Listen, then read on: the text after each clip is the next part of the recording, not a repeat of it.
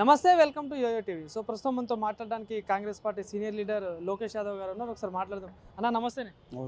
So ఎట్లా చూస్తారన్న మరి, ఎందుకంటే రేవంత్ రెడ్డి గారి పర్యటన మీద ఇప్పటికే అటు కేటీఆర్ కానీ హరీష్ రావు కానీ ఆ లీడర్స్ అంటే ఎమ్మెల్యేలు కూడా తీవ్ర విమర్శలు చేయడం జరుగుతుంది.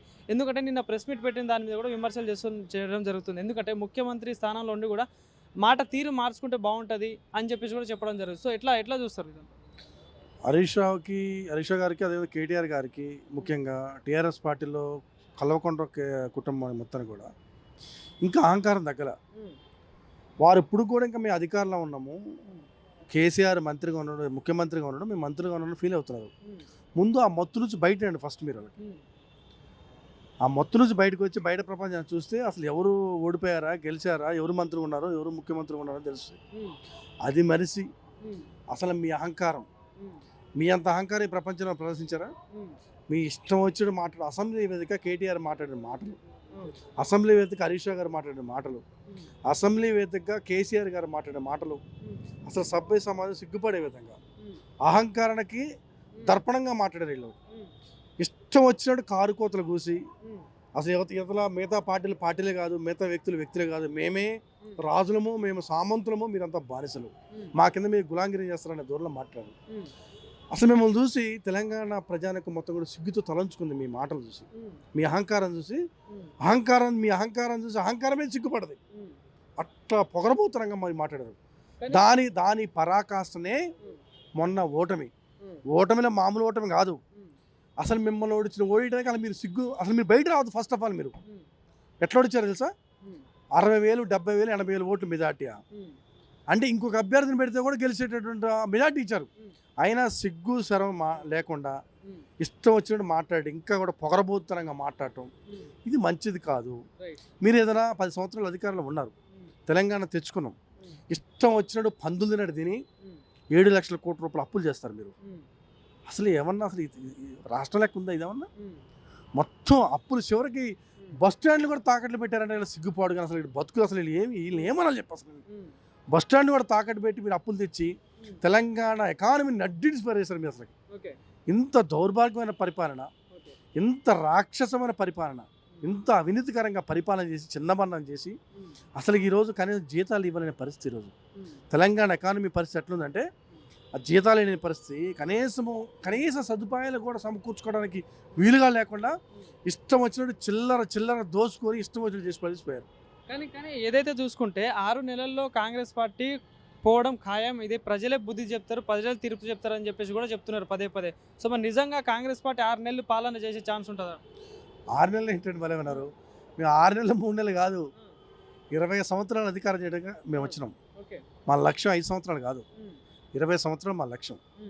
చూసినా ఈరోజు ఏదంటే విదేశీ పర్యటనలో మా ముఖ్యమంత్రి గారు రేవంత్ రెడ్డి గారు, అదేవిధంగా మా ఐటీ మంత్రి గారు చంద్రబాబు గారు ఇద్దరు కూడా వారిద్దరు సారథ్యంలో ఈరోజు దాదాపుగా 40,000 కోట్ల రూపాయలకు సంబంధించిన పెట్టుబడులు పెట్టడానికి ఎంఓయూ కుదుర్చుకున్నారు. బ్రహ్మాండంగా మళ్ళా ఎకానమీని గాడిలో పెట్టే కార్యక్రమం చేస్తున్నాం. మీరు ఎంత చంద్రబంధనంగా పడేసిపోయి అవినీతి చేసి ఇష్టం వచ్చినట్టు అప్పులు చేసిపోయినా కానీ మళ్ళీ ఈ ఎకానమీని ఎట్లా డెవలప్ చేయాలా, మళ్ళీ ఈ యొక్క పరిపాలన ఎట్లా గాడిలో పెట్టాలనేది ఒక ఉద్దేశంతో ఇవాళ చూడండి. ఇప్పుడు పోండి, ఉదయం 10 గంటలకు స్టార్ట్ అయిన రివ్యూ బట్టి సిఎల్పి మన ఉప ముఖ్యమంత్రి బట్టి విక్రమార్క గారు నైట్ 12 గంటల వరకు రివ్యూ చేస్తున్నారు. నిన్న ఇరిగేషన్ డిపార్ట్మెంట్ మీద, ఈరోజు ఆర్థిక శాఖ మీద ప్రతిరోజు రివ్యూ. ఆయన అసలు నిద్రపోకట్లేదు. కనీసం డిప్యూటీ సీఎం గారు నిద్రపోకుండా రోజుకి దాదాపు 20 గంటలు కష్టపడుతున్నాం. 20 గంటలు కష్టపడి ఎకానమీని ఎట్లా మనం డెవలప్ చేయాలా, ఏ విధమైనటువంటి మనం దీన్ని ప్రజలకి మనం ఇచ్చిన హామీస్ని ఏ విధంగా మనం నెరవేర్చాలని చెప్పని ఏ రోజన్నా సెక్రటేరియట్లో మనం ఒక రివ్యూ అయినా ముఖ్యమంత్రి చేసిండా? ఏ రోజన్నా కనీసం ఒక వారం రోజులు కంటిన్యూగా రోజు ముఖ్యమంత్రి ఎప్పుడన్నా సెక్రటేరియట్కి వచ్చినా ఫామ్ హౌస్లో కూర్చొని తాగి తిని పండుకొని మీరు కేటీఆర్ కంటిన్యూగా ఎప్పుడు వచ్చినా రివ్యూ చేశారండి. అసలు వీళ్ళ బతుకు 10 గంటల సేపు రివ్యూ చేశారా కంటిన్యూగా? బట్టి విక్రమార్క గారు ఈరోజు ఉప ముఖ్యమంత్రి వారికి బట్టి విక్రమార్క ఓడిపోయినాక చేస్తున్నారు. ఏం చేస్తున్నారు? వాళ్ళు బొంద చేస్తున్నారా? ఏం చేస్తున్నారు? అసలు మనం ఎట్లా ఓడిపోయాను, ప్రజలు ఎందుకు మనం చేదరించుకున్నారు, తీసి మనం ఎందుకు నేలకేసి కొట్టారని అది రివ్యూ చేసుకోవాలి ఫస్ట్. వాళ్ళు అది వదిలిపెట్టి మీరు లోక్సభ ఎన్నికల్లో మాత్రం బీఆర్ఎస్ గెలుస్తుంది, ఉన్న సీట్లనే చెప్తున్నారు. బీఆర్ఎస్ గెలవదు, వాళ్ళ బొంద లేదు, ఒక్క సీటు గెలవరు. అసలు పార్టీ ఏమన్నదని మేమంటే గెలుచు పక్కన పెట్టండి.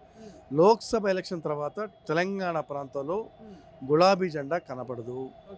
కానీ అదే బీఆర్ఎస్ పార్టీ ఏమంటుందంటే లోక్సభ ఎన్నికల తర్వాత కాంగ్రెస్ బీజేపీ కలిసిపోతుంది అని చెప్పేసి కూడా అంటున్నారు. ఎందుకంటే మొన్న ఏదైతే బండి సంజయ్ గారు చేసిన వ్యాఖ్యల మీద వీళ్ళు కనుక చెబుతారు కదా, వీళ్ళు కనుక కేటీఆర్, హరీష్ రావు వీళ్ళు కనుక ఇట్లే ఇష్టం కారు కోతలు కూస్తే జనాలు మాత్రం తగిన బుద్ధి గ్యారంటీ చెప్తారు. వాళ్ళకి చింతపరకలు తీసుకొని పడతారు గ్యారంటీగా. తెలంగాణ ప్రజలు ఎంత గౌరవిస్తారో తేడా వస్తే మనం అంతే విధంగా ఆ టేస్ట్ చూపెడతారు వాళ్ళు.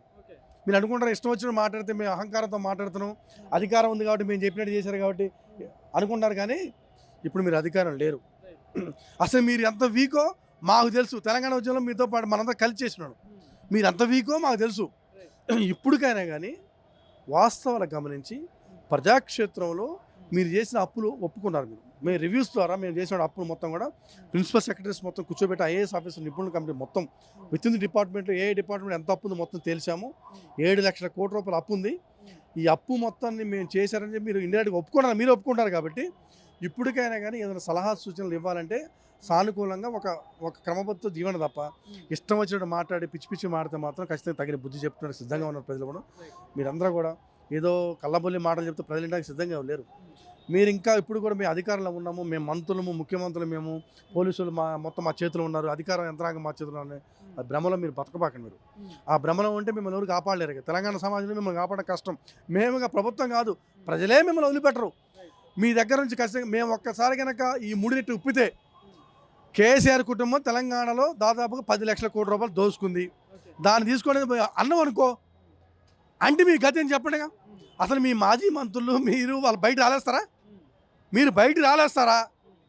మేమంటే వాళ్ళ సంగతి చూడండి ఒకసారి. డబ్బులు మొత్తం వాళ్ళ దగ్గర ఉన్నాయి, రైతు బంధు వాళ్ళ దగ్గరే ఉంది, మీ పెన్షన్ డబ్బులు వాళ్ళ దగ్గరే ఉన్నాయి, మీకు రావాల్సినటువంటి ఇన్పుట్ సబ్సిడీ వాళ్ళ దగ్గరే ఉంది, రైతుకి విద్యార్థులకు సంబంధించినటువంటి ఫీజు రియంబర్స్మెంట్ వాళ్ళ దగ్గరే ఉంది, అదే స్కాలర్షిప్లు వాళ్ళ దగ్గర ఉంటే వీళ్ళు వదిలిపెడతారా? ఉద్యోగాలకు సంబంధించినటువంటి జీతాలకు సంబంధించిన డబ్బులు వాళ్ళ దగ్గర ఉంటే అని మేము అన్నమో అనుకో అసలు మేము వదిలిపెడతారా? అనవసరంగా మమ్మల్ని గెలకొద్దు. మా పరిపాలన మేము చేసుకుంటున్నాము. ప్రజాక్షేత్రంలో ప్రజలందరం కూడా ఒక మంచి పరిపాలన ఇందిరమ్మ రాజ్యాన్ని తీసుకొచ్చిన ప్రజలందరం కూడా మంచి కష్టాలు లేకుండా వాళ్ళ కన్నీళ్లు చూసే కార్యక్రమం చేస్తుంది. కాబట్టి మీరు సహకరించండి. సహకరించకపోతే మీ ఇష్టం, మీ కర్మ. మిమ్మల్ని బాగు చేయలేడుగా. మీరు శుభ్రంగా ఓడిపోయారు. మేము ఇట్లా గేట్ ఒక్కసారి డోర్ తీస్తే 20 మంది ఎమ్మెల్యేలు రెడీగా ఉన్నారు రేపు పొద్దున రావడానికి. రేపు రమ్మంటే వస్తారు. కానీ టీఆర్ఎస్ పార్టీ మాకు పెద్ద తేడా లేదు కాబట్టి మేము వాళ్ళని తీసుకోము. 20 మంది రోజు ఫోన్లు చేస్తున్నారు. ఒకటే గోల. బట్టి గారికైనా రేవంత్ రెడ్డి గారికి ఫోన్ చేసే రోజు మేము వస్తామని అసలు గోల వాళ్ళు మేము వస్తామని 20 మంది ఎమ్మెల్యేలు గోల చేస్తున్నారు.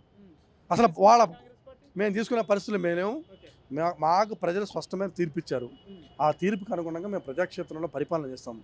ప్రజారంజకమైన పరిపాలన నుంచి పేద ప్రజల యొక్క కష్టాలు తీర్చడం కోసం మేము ఏదైతే మేనిఫెస్టోలు పెట్టామో, మేము ఏదైతే 6 గ్యారంటీ స్కీమ్స్ ఇచ్చామో అని ప్రకటించామో మా శ్రీమతి సోనియా గాంధీ గారు అనౌన్స్ చేశారు. వాటిని తూచా తప్పకుండా మేము ఖచ్చితంగా అమలు చేస్తాం. దానికోసమే ఈ విధమైన రివ్యూస్ కానీ మేము ఇవన్నీ కూడా ఇప్పుడు మీరు చెప్పినట్టు 6 గంటల విషయంలో చూసుకుంటే కూడా కాంగ్రెస్ పార్టీ ప్రచారంలో డిసెంబర్ 9 తర్వాత నుండి ఎవరు కరెంటు బిల్లులు కట్టొద్దు, ఎవరు రైతు బంధుకి కట్టొద్దు అని చెప్పి, అంటే రుణమాఫీ విషయంలో కూడా చేయొద్దు, కాంగ్రెస్ పార్టీ చేస్తుంది. మరి ఇప్పటివరకు ఎందుకు చేయట్లేదు? కరెంటు బిల్లులు ఎందుకు కట్టట్లేదు? రుణమాఫీ ఎందుకు చేయట్లేదు? రైతు బంధు ఎందుకు చేయట్లేదు అని చెప్పేసి కూడా అడుగుతున్నాం. మేము ఏం చెప్పినాము? 2 లక్షల రూపాయల రుణమాఫీ చేస్తామని చెప్పినాము అన్నగా. ఈ 1 లక్ష రూపాయల రుణమాఫీ ఎప్పుడు చెప్పారు? 5 సంవత్సరాల కింద చెప్పారు. చేశారు వీళ్ళు దొంగలు. ఈ దొంగలు చేశారా? ఈ దొంగలు 5 సంవత్సరాల కింద మేము రుణమాఫీ 1 లక్ష రూపాయల రుణమాఫీ అని చెప్పని ఒక్క రుణమాఫీ చేయలేదు. వాళ్ళు చేయకుండా ఇప్పుడు మీరు కట్టచ్చు అంటారు ఏంటి? నాకు అర్థం కాదు. చేస్తున్నారు టీఆర్ఎస్ ప్రభుత్వంలో. వాళ్ళు ఇచ్చిన హామీ అది. మేము 2 లక్షల రూపాయల రుణమాఫీ ఇచ్చినాం. మేము ఇచ్చిన తర్వాత తీసుకున్న రుణాలకి మేము కట్టుబడి ఉంటాం. ఆ దొంగలు వాళ్ళు అన్న హామీ నెరవేర్చుకోకుండా వాళ్ళు చేశారు కాబట్టి వాళ్ళ రుణాలు కూడా వాళ్ళు ఇచ్చిన హామీని కూడా నెరవేర్చే కార్యక్రమం మేము చేస్తాం. రైతు సోదరులందరూ కూడా ఎవరైతే 5 సంవత్సరాల కింద రుణాలు తీసుకున్నారో కట్టకుండా బ్యాంకులో పడాబడినాయో అవి కూడా కట్టే ప్రయత్నం మనం చేద్దాం. మనందరం కూడా రైతు అందరూ సహకరించాలి. తెలంగాణ ప్రజలు సహకరించాలా. మనందరం కలిసి ఎకానమీని డెవలప్ చేసుకొని మనంతా కూడా మీ రైతు రుణాలు అయితే ఏదున్నాయో, రైతు బంధు ఏతుందో, అదేవిధంగా వృద్ధా పెన్షన్స్ కానీ, అదేవిధంగా మిగతా స్కీమ్స్ మొత్తం కూడా నెరవేర్చే కార్యక్రమం చేద్దాం. ప్రజలందరూ కూడా అందుబాటులో ఉండే విధంగా మనం పరిపాలన మనం చేసుకున్నాం. ఆ దొంగల కూర్చో ఫామ్ హౌస్లో కూర్చో పరిపాలన చేయడం కాదు, మనమే పరిపాలించుకున్నాము. ప్రజలకు పిలిపిస్తున్నాం. ప్రజాప్రభుత్వం కాబట్టి మీరందరూ సలహాలు ఇవ్వండి, సూచనలు ఇవ్వండి. మీ సలహాల మేరకు, మీ సూచనల మేరకు మనం అందరం కలిసి పరిపాలన చేసుకోవాలి. మేము చెప్తున్నాం కదా, ఇంకా దాంట్లో దొంగదాపరం ఏముంది? ఇంకా దీంట్లో దోసుకోవడం ఏముంటుంది, దీంట్లో దాచుకోవడం ఏముంటుందా? ఎంత వస్తుంది డబ్బులు? ఇంకా 40,000 కోట్ల రూపాయలు వస్తున్నాయని చెప్పని 40,000 కోట్ల రూపాయలు సంబంధించినట్టు మొత్తం బహిర్గతం చేసినాం. కేటీఆర్ పెద్ద పెద్ద మాటలు చెప్పి పెద్ద పెద్ద కారు కోతలు కోసి ఆహా ఓహో అసలు బ్రహ్మాండం బద్దలైపోయింది. ఏం చేసిన ఆయన? నేను ఏం తెచ్చినా గతంలో రేవంత్ రెడ్డి గారు ప్రధాని అదాని మీద చేసిన విమర్శలు ఇప్పుడు దోస్తీ చేస్తున్నారని చెప్పేసి కూడా వస్తుంది. మరి మేము పెట్టుబడుల కోసం అందరం కలుస్తున్నాము. కలిసే క్రమంలో వారిని కూడా కలవడం కలిసింది. ఆయన స్పెషల్గా ఆయన కోసం పోయి ఆయనకు దోస్తు ఆమె వాటేసుకోవాలి పోయి. ఈ కలిసే క్రమంలో ఎవరైతే పెట్టుబడులు పెడుతున్నారో మన కోసం హైదరాబాద్లో పెట్టుబడులు పెట్టడానికి ఎవరైతే సిద్ధంగా ఉన్నారో వాళ్ళందరూ కలిసే క్రమంలో ఆయన కూడా కలిసింది. వాళ్ళు పారిశ్రామికవేత్తలు కాబట్టి వాళ్ళు కలిసే క్రమంలో వాళ్ళు ఇంట్రెస్ట్ చూపెడుతున్నారు. మేము వస్తాం, మీ కాడ పెట్టుబడులు పెడతాం అన్నారు కాబట్టి ఓకే హ్యాపీ తీసుకో. ఎవరైనా కానీ పెట్టుబడి పెట్టడానికి వచ్చినట్టు ఏ వ్యక్తులైనా మన, ఎందుకంటే మనకి చాలామంది బీటెక్ చేసిన వాళ్ళు, ఎంబీఏ చేసిన వాళ్ళు, ఎంసీఏ చేసిన వాళ్ళు, డిగ్రీ చేసిన వాళ్ళు, లక్షలాది మంది విద్యార్థులు అక్షర చదువుకొని వాళ్ళు నిరుద్యోగులుగా మిగిలిపోయారు కాబట్టి వాళ్ళందరికీ ఉద్యోగ కల్పన కల్పించడం మన బాధ్యత. కాబట్టి ఖచ్చితంగా వారందరూ ఇన్వైట్ చేస్తాము. ఎవరైనా కానీ మేము ఖచ్చితంగా ఇక్కడ పెట్టుబడులు పెట్టే ప్రతి ఒక్కరిని ఇన్వైట్ చేస్తాం. కాబట్టి దానిలో భాగంగా కలిసింది తప్ప ఆయనతో మాకు దోస్తీ లేదు, ఆయన మా పార్టీ కాదు, ఇంకా వేరేది. కాబట్టి ఇవన్నీ కూడా వాళ్ళు మాట్లాడే మాటలు, ఇవన్నీ కూడా దొంగ మాటలు, తప్పుడు మాటలు, ప్రజల్ని కన్ఫ్యూజ్ చేసే మాటలు మాట్లాడుతుంది. ఇవన్నీ కూడా తెలంగాణ ప్రజానికి గమనించాలి. మేము ముందు చెప్తున్నాం, ఇది ప్రజాప్రభుత్వము. ఈ ప్రజాప్రభుత్వంలో పరిపాలించేది మంత్రులు, ముఖ్యమంత్రి అయినా కానీ సలహాలు సూచనలు ప్రజలు ఇవ్వాలి. ప్రజల సలహాల మేరకు మనం పరిపాలన చేద్దామని చెప్తున్నాం. కాబట్టి ఇవన్నీ నమ్మొద్దు. ఖచ్చితంగా కేంద్రంలో మన ప్రభుత్వం రాబోతుంది. రాహుల్ గాంధీ గారు ప్రధానమంత్రి అవుతున్నారు. మనం 17 గెలిపించుకొని హస్తం గుర్తుకు ఓటేసి మళ్ళీ ఒకసారి ఖచ్చితంగా కేంద్రంలో కాంగ్రెస్ పార్టీ అధికారంలోకి వస్తే మనకి ఖచ్చితంగా లక్షల కోట్ల రూపాయలు నిధులు తీసుకొచ్చి మన ప్రాంతాన్ని అభివృద్ధి చేద్దాం. Thank you.